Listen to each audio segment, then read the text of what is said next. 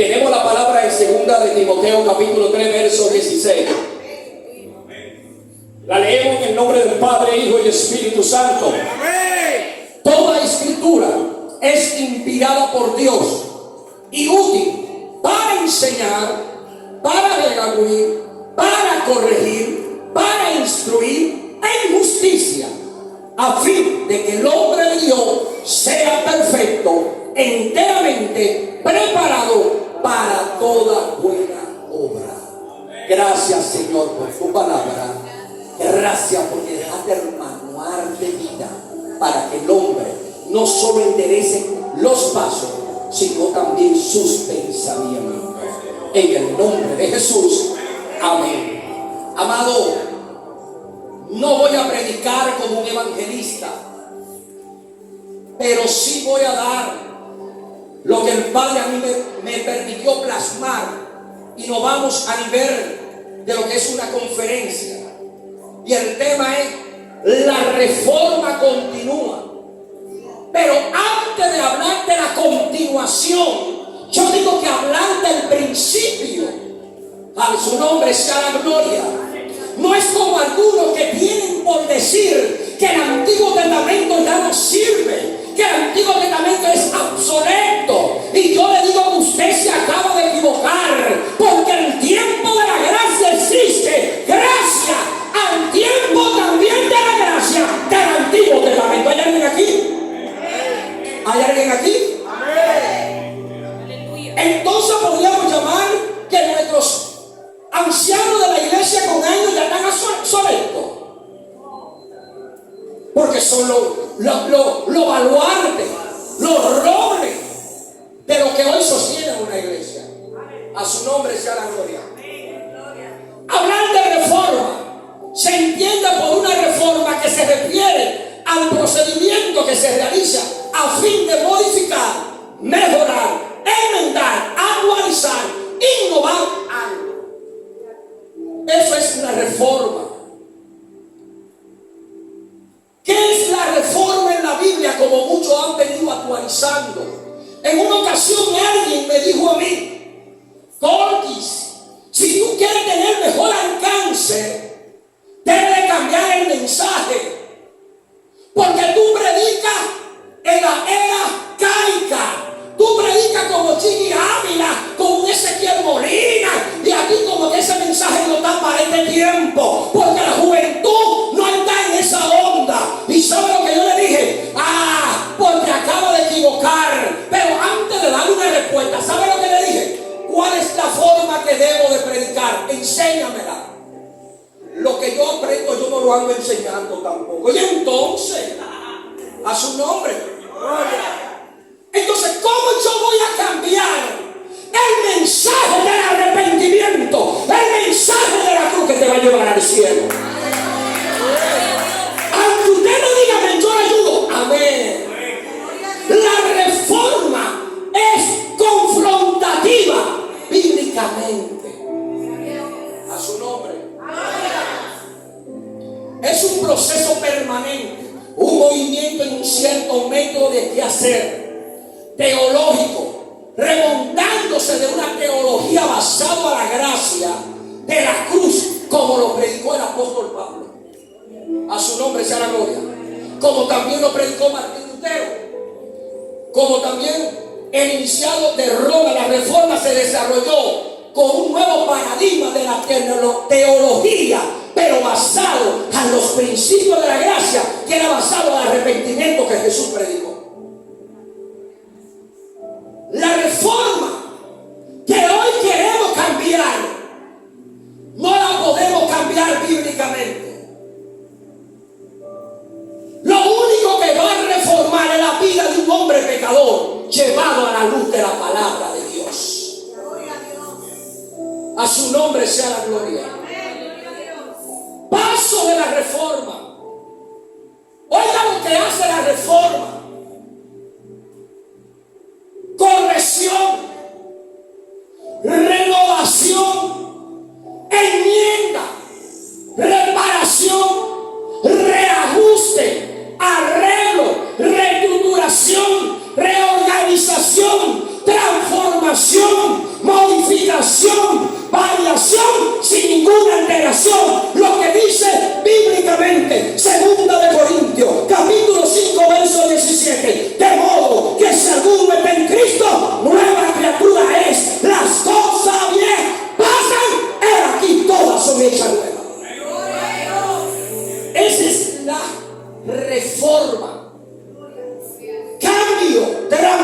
salvación, regeneración en el hombre caído del pecado.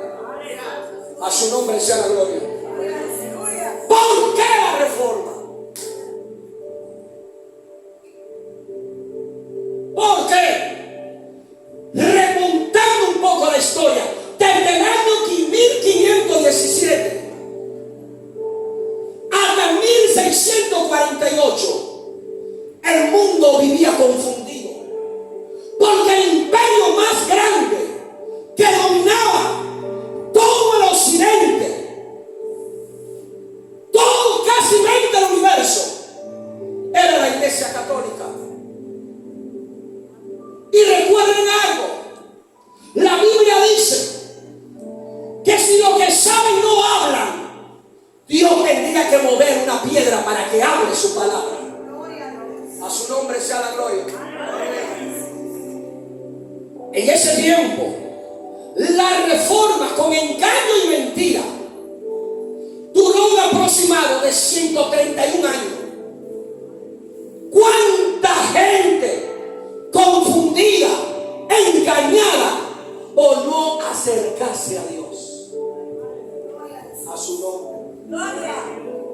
Porque la reforma hubo terribles mentiras, engaño, avaricia, codicia, falta de identidad, falta de piedad, tráfico de poder, influencia, y a la vez desechaban la verdad, menospreciaban la palabra de Dios, menospreciando y tirando por tierra asimismo el suficiente perfecto sacrificio expiatorio en la cruz del Calvario. Eso era la reforma en ese entonces. Eso era lo que se tenía como ley, como constitución para usted alcanzar el cielo. La doctrina del pecado, de la salvación y la santificación, la tremenda y corrupta jerarquía eclesiástica, el desvío de la verdad y la total falla de piedad, en el definitivo, el deterioro moral, espiritual, que era que palpable hicieron, provocaron a un hombre cuyo nombre fue Martín Lutero, uno de los motores para fin, junto a Calvino y a otros, lanzarse con la reforma de la palabra de Dios. A su nombre sea la gloria. A su nombre sea la gloria. A su nombre sea la gloria. ¿Tú estás dispuesto a continuar con la reforma? Se me fue a la iglesia, me dejaron solo. Muchas veces a Dios le pedimos que nos use. Muchas veces le decimos a Dios, lléname de tu poder. ¿Para qué? ¿Para brillar en el altar? ¿O predicar la reforma de la salvación?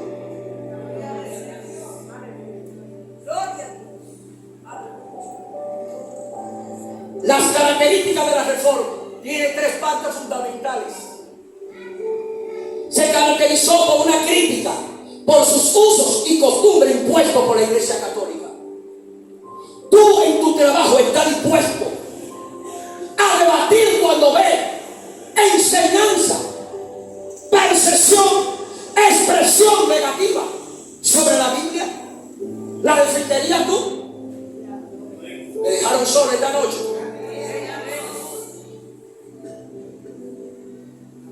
Así mismo, para reivindicar la libre circulación e interpretación de las Sagradas Escrituras. Era un secreto que no todo el mundo lo tenía. La Sagrada Escritura estaba totalmente acuartelada. Solo por lo que se le decía al hombre, eso se hacía. Y hoy tenemos acceso a la palabra de Dios. Y yo le pregunto, ¿cuántos salieron de su casa y leyeron un texto bíblico? Se me fue a la iglesia, me dejaron solo. A su nombre.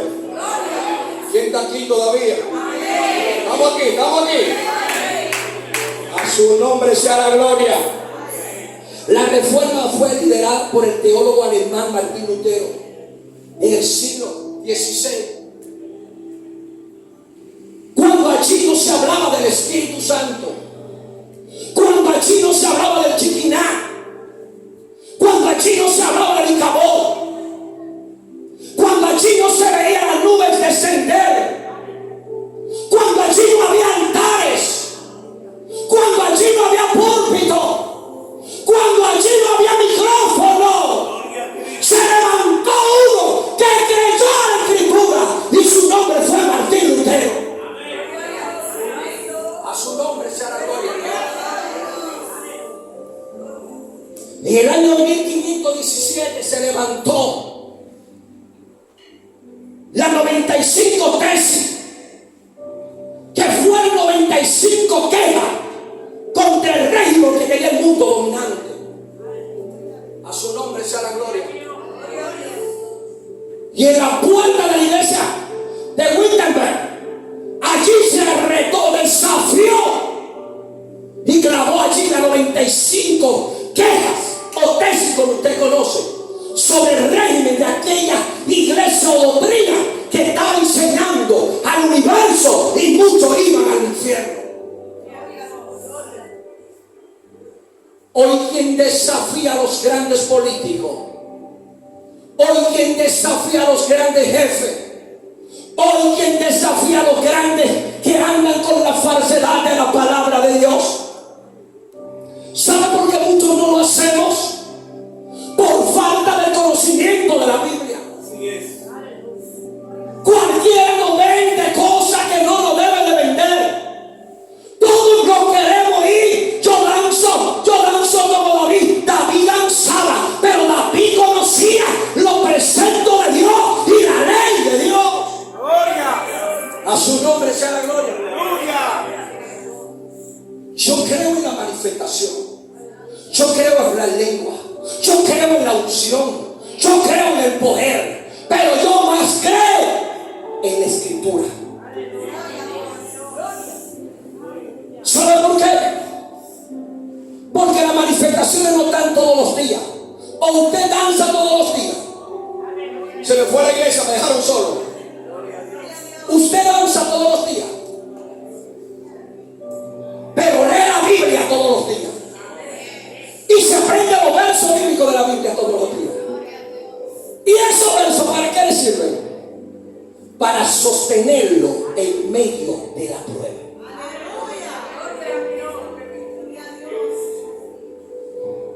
¿Cuánta reforma ha tenido la Biblia? Dígale que está a su lado, ninguna. Dígaselo, ninguna. Porque nunca se ha reformado. Me imagino que refiere a las traducciones. La Biblia fue escrita totalmente en el hebreo, casi todo el Nuevo Testamento en griego, y se ha hecho muchas traducciones en distintos idiomas.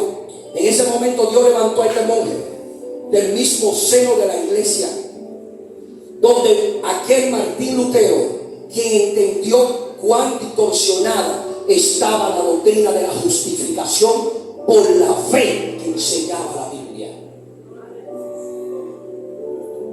Si hacemos un careo, está bonito el careo. Cuando yo fui joven, en mi tiempo le doy a hablar, que tenía 17 años, 18, de noche nos reuníamos más de 15 y 18 jóvenes a hacer silicio. ¿Y sabe cuál es nuestro empeño? Aprender más de la Biblia, ser lleno de Dios y ser usado por Dios. Pero me reunía y teníamos competencia de cuánto texto bíblico de memoria nos aprendíamos. ¿Y sabe cuánto yo me sabía de memoria? 450 versos bíblicos de memoria. Y yo te pregunto a ti esta noche, ¿cuánto te sabes? Se me fue la iglesia, me dejaron solo.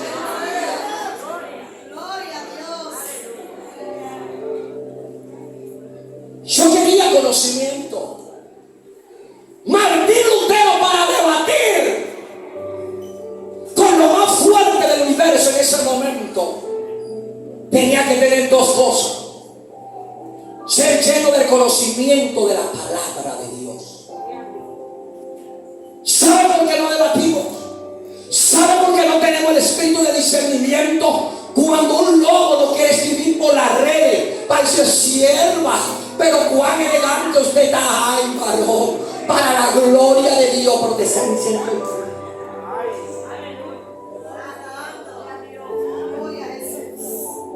Pero si tengo conocimiento, sé de qué forma viene el pecado vestido.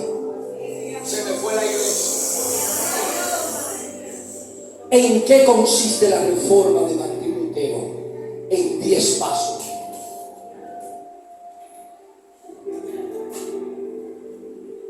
Primero, representó un movimiento que colocara a Dios en primer lugar. ¿Cuánto están dispuestos a eso? Segundo, la reforma revela a Cristo, que es el centro de la vida del hombre. ¿Cuánto predican su palabra? Se me fue la iglesia. La reforma cambia el pensamiento del hombre. ¿Cuánto suben en las redes mensajes de texto bíblico para cambiar el pensamiento? No tu foto como el cuadro de la paloma, enseñando el monumento que yo tengo, la pose de la gaviota. Habla, papá.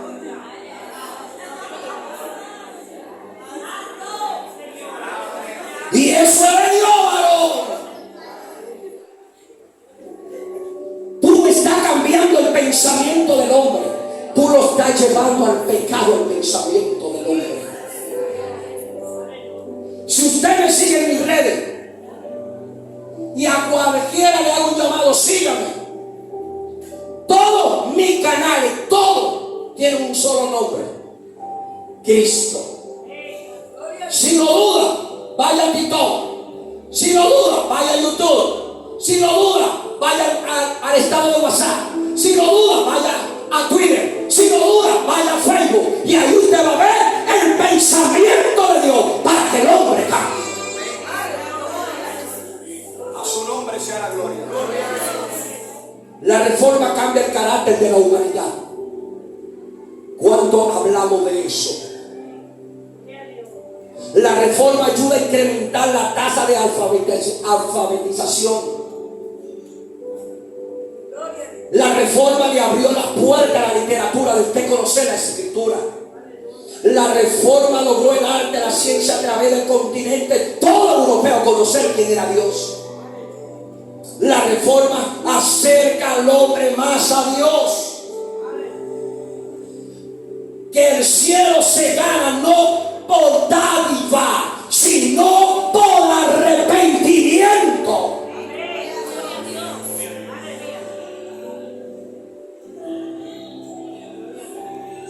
Y la salvación se predica, que totalmente es gratis. Eso habla la reforma del evangelio. Lo que dice Gálatas capítulo 1 verso 10, que pues ahora busco el favor de los hombres o el de Dios. Mis redes, ¿cuáles son? Para sentir el aplauso de los hombres, para que me digan cómo me veo, cómo me siento y cómo. En el cielo, ¿qué se dice de ti? Aunque usted no diga amén, yo lo ayudo. Amén. Todavía trato de agradar a los hombres. Si trato de agradar a los hombres, eso significa que estoy viviendo en la carne. Y por eso el apóstol Pablo escribe en Romanos 12:1, que dice: no conforme que, porque te van a desviar de la palabra de Dios. Pues todavía agrada a los hombres, no sería siervo de Cristo. Allí se clavó un papel con la 95 tesis en Wittenberg. No. ¿Saben qué fue lo que se clavó allí? El mismo Santísimo, eterno, Dios fuerte, fue clavado, considerado por su Padre como culpable, como autor de nuestro pecado, por nuestra rebelión, por nuestra iniquidad. Y la frase que fue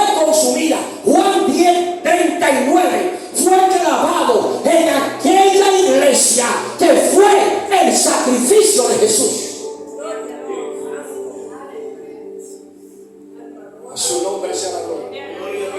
La reforma tiene 5 letras. Oye, ¿en qué consiste? 5 frases. Solo por la escritura se llama una de las 95 tesis. Que según la doctrina, la única verdadera es la palabra de Dios. 2. Solo por fe es en el pensamiento del hombre. El tema principal se plasma que la salvación viene por fe. 3. Solo por gracia las escrituras plasman que solo por la gracia y la misericordia tenemos acceso al Padre. 4. Cristo, solo Él es el mediador entre Dios y los hombres. Solo la gloria a Dios. No hay otro sobre la tierra por el cual nosotros no digamos la gloria es de Dios. Esos son parte de la reforma que Martín Lutero allí ilustró. Y hubieron grandes pensadores, hubieron grandes expositores de su palabra. Pero reformadores, Pedro Bardón en el año 1140, 1217, entre otros. Reformadores, Martín Lutero, 1483. Predicadores, Juan Buchan, Juan Wesley, Juan Barton, Hudson Taylor, entre los años 1832. Ellos marcaron la historia de la reforma. Y es bueno que usted hoy como joven, que usted quizás no conozca la reforma, como grandes hombres se levantaron para defender el Evangelio. ¿Y tú estás dispuesto hoy a defender el Evangelio? Para defenderlo hay que tener conocimiento de las Sagradas Escrituras. Para defenderlo hay que dice Juan 5:39. ¿Qué dice? ¿Qué dice? ¿Escudriñar qué? Porque en ella os ¿qué? ¿Para qué? Para que toda la Escritura, toda la Biblia está inspirada ¿en qué? ¿En qué? ¿En qué está inspirada? Segunda de Timoteo 3:16. Ese texto es usted que sabe todo el evangélico. Es un texto doctrinal.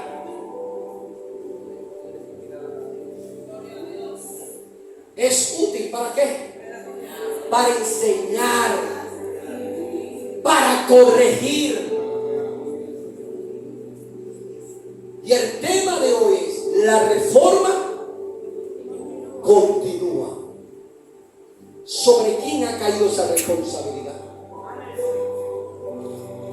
Sobre los que chatean, sobre los que se acuerdan tarde, que no tienen tiempo para hablar con Dios. Me están dejando solo, están aquí. ¿Para qué tú quieres el poder de Dios? Pregúntame. ¿Para qué necesitas el poder de Dios? ¿Para qué? Para ser usado por Dios, pero ¿para qué?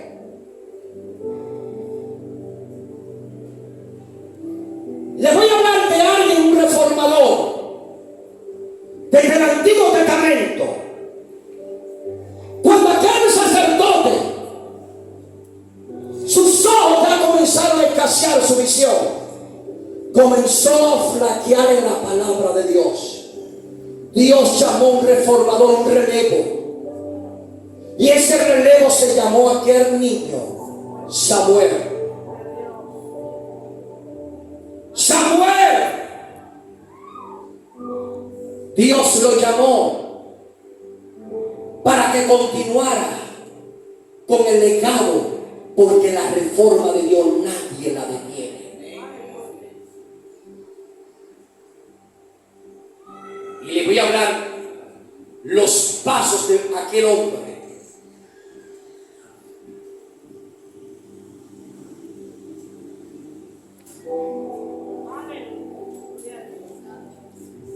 Primero, para yo continuar con la reforma, Dios quiere hablar contigo.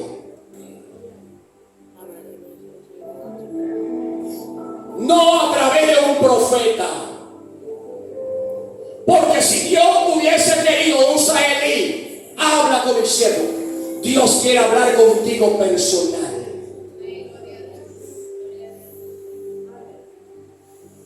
Dios quiere hablar contigo, porque si la reforma continúa, tú eres el responsable. Dale continuidad a esto. Dios quiere hablar contigo. ¿Tú estás dispuesto a pasar mala noche? Nadie me dijo amén, pero quieren gloria. Para hablar Dios contigo, tiene que tener un corazón limpio. Se me fue la iglesia, me dejaron solo. Dios llama a qué? A Samuel, porque quería hablar con Samuel.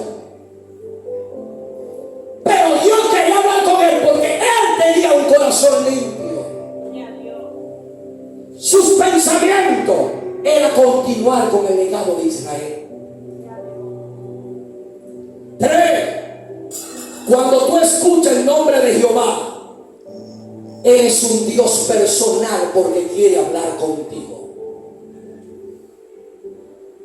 4. Jehová significa el Dios que habla contigo. Es más fácil escuchar a un profeta a yo mismo bajarme a buscar la voz de Dios.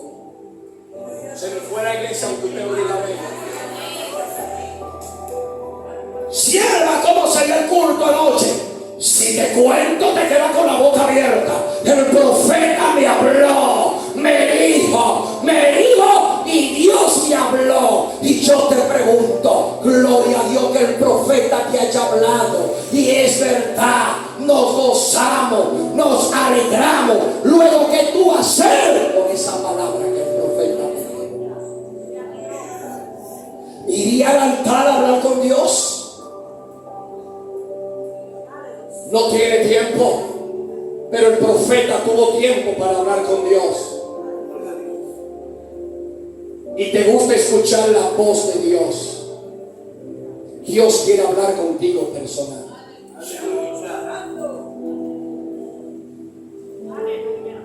Dios le dijo a Samuel: lo que te voy a hablar y lo que te voy a revelar, no lo hable.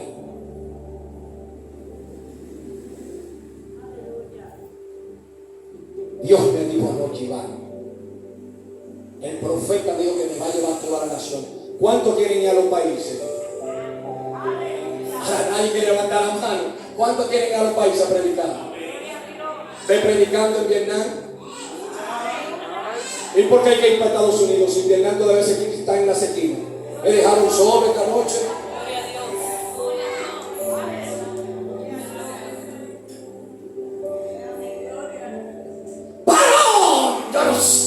Yo no recibo eso. Ah, pues recibe. Recibe esa. Recibe esa. Paró mi llamado en las naciones. ¿Y Vietnam para cuándo? Es mentira.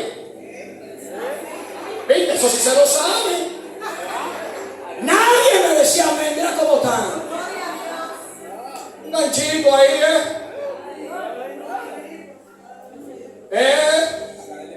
Ustedes estaban callados hace rato, en serio. Dios quiere hablar contigo.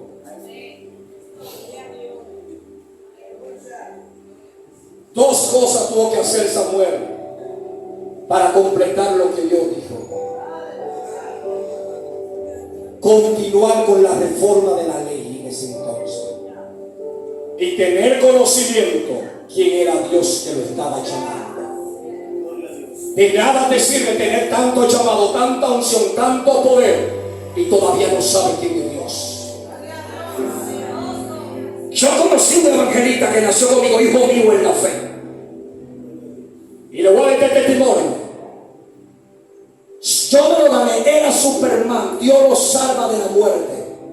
El mundo que vivía, él pensaba que era Superman, volaba de un edificio a otro. Sus padres van y me buscan. Yo oro por él. Dios lo liberta. Se convierte a Cristo, le comienza a servir a Dios. ¿Sabe qué aconteció? Que de 50 jóvenes, yo era el más viejo en la cabeza. El que era menos usado era yo. Y el que más oraba era yo. Y el menos usado era yo. Y el que se acababa de convertir, Dios lo usó con una unción sobrenatural tan potente que cuando se paraba, los demonios comenzaban a caer. Pregunta qué pasó conmigo. Pregúntame, ¿qué pasó?